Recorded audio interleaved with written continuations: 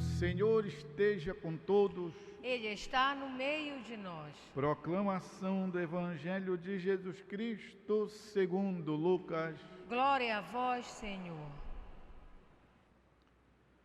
Naquele tempo, o pai e a mãe de Jesus estavam admirados com o que diziam a respeito dele.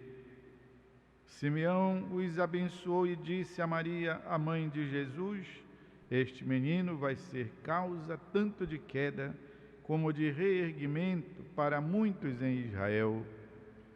Ele será um sinal de contradição. Assim serão revelados os pensamentos de muitos corações. Quanto a ti, uma espada te traspassará a alma. É palavra da salvação. Glória a vós, Senhor. Queridos irmãos e irmãs, nós hoje comemoramos a memória de Nossa Senhora, invocada com mais um dos seus tantos títulos, a Virgem das Dores. Nesta nossa Basílica Santuário, que é uma basílica mariana, o padre construtor desta basílica, o padre Afonso de Giorgio, era um grande devoto, Nossa Senhora das Dores. E foi por isso que, ainda que a basílica inteira seja dedicada à Virgem Maria, invocada como Nossa Senhora de Nazaré, ele mandou fazer uma pequena igreja, ou seja, uma capela. Capela é um oratório, é um lugar de oração pequeno. Mandou construir um verdadeiro monumento a Nossa Senhora das Dores. Aqui ele mandou colocar um vitral francês, representando exatamente a cena da deposição. Deposição quer dizer a hora em que, depois o Cristo morto na cruz, os discípulos foram lá, com a ajuda mesmo dos soldados, e tiraram da cruz o corpo de Jesus, já morto, exângue, e o levaram, como sabemos, para a sepultura.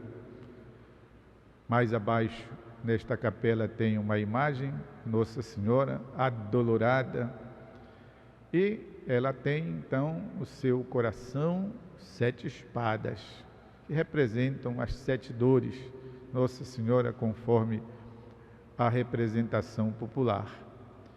Ao redor dela tem os anjos, feitos em mosaico veneziano, mostrando os símbolos da paixão, a cruz, a coroa, a espada com que o soldado furou o coração de Jesus e o rosto de Jesus impresso no pano da Verônica.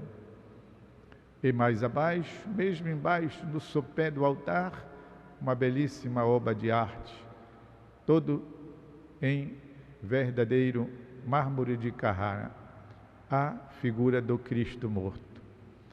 Vocês sabem, meus irmãos e irmãs, depois da imagenzinha que o Plácido encontrou, a principal, e depois da cruz que fica aqui à minha direita, a Capela das Dores é o local de maior frequência, maior visita.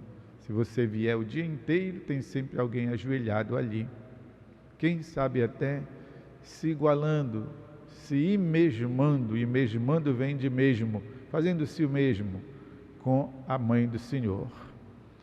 As suas dores, seus sofrimentos, igualam esses irmãos e irmãs, pois a Mãe das Dores. E nós então temos aqui representada, pois, esta expressão última da vida de Maria na terra, que foi o acompanhamento do sofrimento do seu filho. Ouvimos aqui o belíssimo relato tirado do evangelista São Lucas, onde ele então fala do dia em que Nossa Senhora e São José foram ao templo para resgatar o menino Jesus. Resgatar porque era o primeiro filho e seria o único. Teriam, conforme a prescrição de Moisés, que apresentá-lo ao templo e oferecer sacrifícios. E os pobres ofereciam o mínimo. Ninguém podia ficar sem oferecer, sem fazer a sua oferta, nem que fosse o mínimo. E como José, lá na carpintaria, sabe como é, né? Vida de pobre, não podia oferecer um touro, um boi, nem uma ovelha. Ele ofereceu um par de rolinhas ou 2 pombinhos, que era a oferta mínima dos pobres. A família de Nazaré era pobre, vivia apertada financeiramente. E por isso, nesse dia, um padre velho teve vontade de ir no templo. Hoje eu quero ir no templo. E como a gente sempre faz, quando uma pessoa idosa se impõe, fizeram a vontade dele. E ele foi no templo. No momento em que São José e Nossa Senhora estavam oferecendo lá o casal de rolinhas. Então, o velho, já fraco da vista, quando viu o menino Jesus nos braços de Maria, falou aquela oração que a gente reza à noite, antes de dormir. Agora, Senhor, podeis deixar o vosso servo ir em paz, conforme prometestes. Porque os meus olhos, os olhinhos do velho, já fraco, viram a tua salvação, luz para iluminar as nações, glória de Israel, teu povo. Então, o Padre Velho disse esta oração que nós todos os dias rezamos nas completas. Completas é a oração das horas da noite. Então, virando-se, pois, para Nossa Senhora, quem sabe ficou alegre com aquele elogio feito ao filho dela. Ela sabia, mesmo no secreto do seu coração, sabia que de fato Jesus era o Salvador. Mas ele então disse uma coisa para ela: olha, não vai ser assim fácil. Este menino vai ser contradito. Vão ter pessoas que vão ser contra, outras que vão ser a favor dele. Agora, eu te digo uma coisa: vejo que uma espada vai atravessar a tua alma. O evangelista Lucas diz que várias vezes Nossa Senhora ouvia as coisas, não entendia direito o que aquilo significava, mas que guardava no seu coração, no seu pensamento. Me digam, meus irmãos e irmãs, com vocês nunca aconteceu isso? De suceder-se uma coisa, de ouvir alguma coisa, fazer a experiência na vida de alguma coisa que você não sabe, não entende, não vê porquê, não vê sentido. E, no entanto, a gente guarda no nosso coração. Assim aconteceu no dia da apresentação do menino Jesus no templo. Nós aprendemos que Deus, na sua infinita providência, Ele realizou ou fez acontecer toda a missão de Jesus, toda a obra do Cristo, dentro e com a presença da vida de Nossa Senhora. Olhem só, a anunciação do anjo, a encarnação do Verbo na vida de Maria, portanto, antes de Jesus nascer. Aí Jesus nasceu no Natal. Aí Nossa Senhora acompanhou toda a vida dele, naquele vai e vem, e vai para o Egito e volta, e aqui finalmente vão se refugiar para Nazaré, ter um pouco de paz em Nazaré, depois daqueles vai e vem. E depois que Jesus começa a sua atividade pública, mais preocupações para a cabeça de Nossa Senhora. Tem até um dia, conforme o evangelista São Marcos nos mostra, que vem lá os primos. Nossa Senhora devia estar no meio dos primos, porque sabe como é, homem tem força, os primos jovens têm força, vão lá buscar, porque parece que, Jesus virou a cabeça, está fora de si, está desnorteado. Não era isso, era a força, o ímpeto com que ele pregava a palavra, com que ele incomodava até mesmo os poderosos, com que ele então anunciava a verdade do reino. Julgavam que ele estivesse fora de si. E Nossa Senhora, no meio disso tudo, como é doloroso para a mãe saber coisas ruins que falam a respeito dos seus filhos, e ela aguentando ali. A formação dos 12, ela acompanhando todo o tempo. Pois os últimos dias de Jesus, o seu sofrimento, a sua paixão, paixão quer dizer aquela carga de sofrimentos, e finalmente a morte.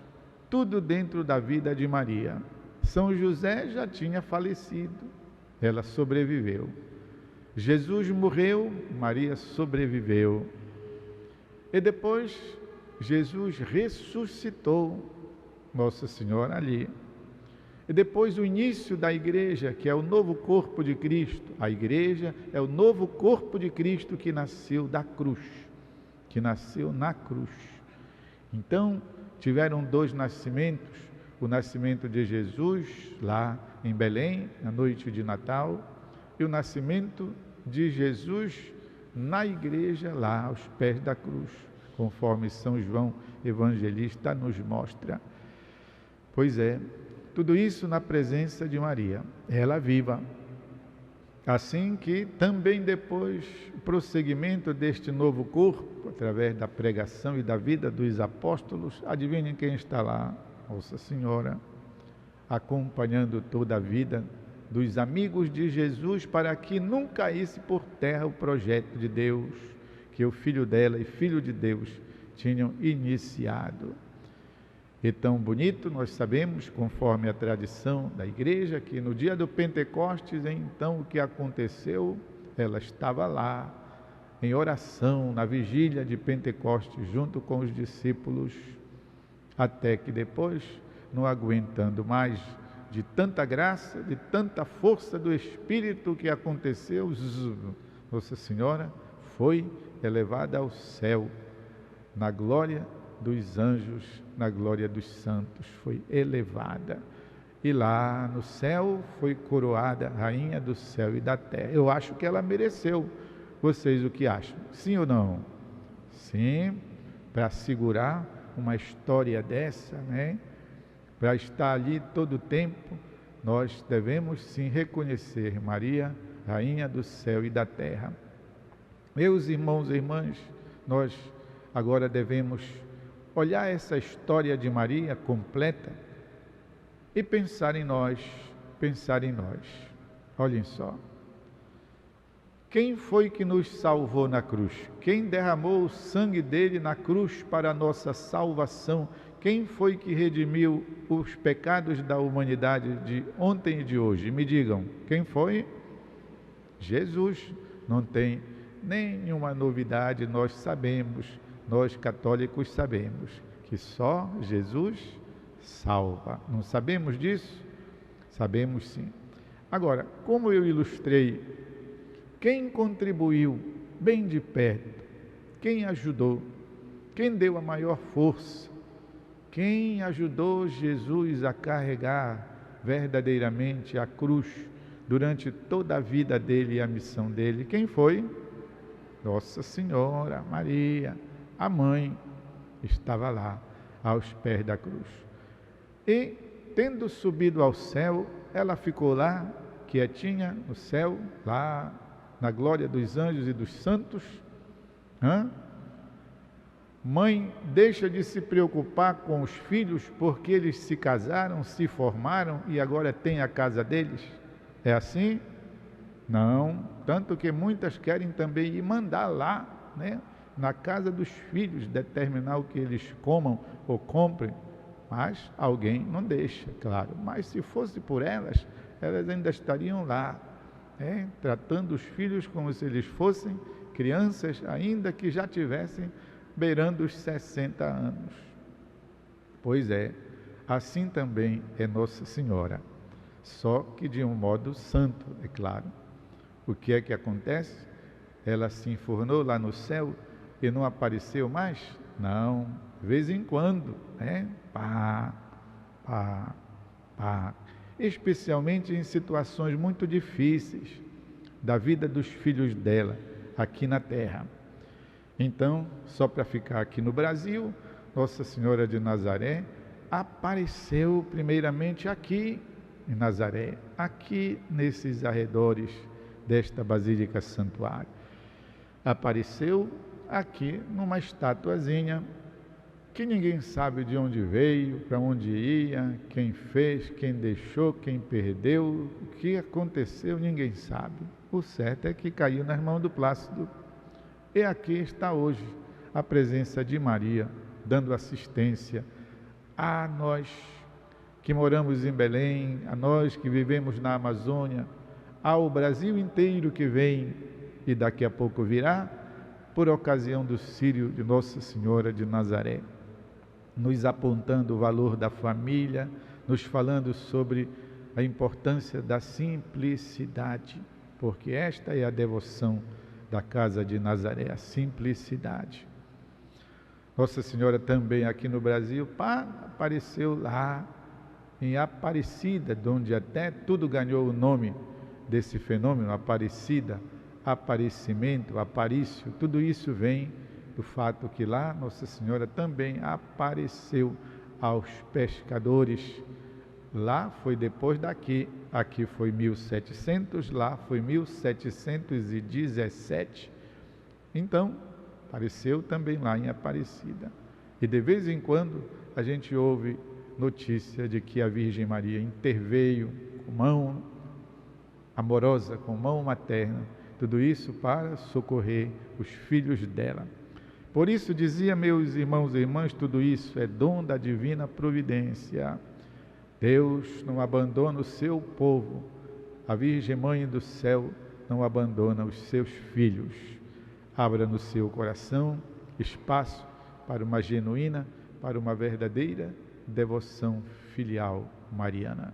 Vamos fazer um instante de silêncio, reconfirmar-nos em nosso amor por Nossa Senhora, especialmente demonstrado nesta época em que nós, nos preparando para o grandioso Círio, acolhemos a sua imagenzinha peregrina em nossas casas, em nossas famílias, nas repartições, nas escolas, hospitais.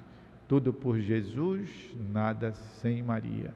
Tudo por Jesus, nada sem Maria. Tudo por Jesus, nada sem Maria. Um instante de silêncio.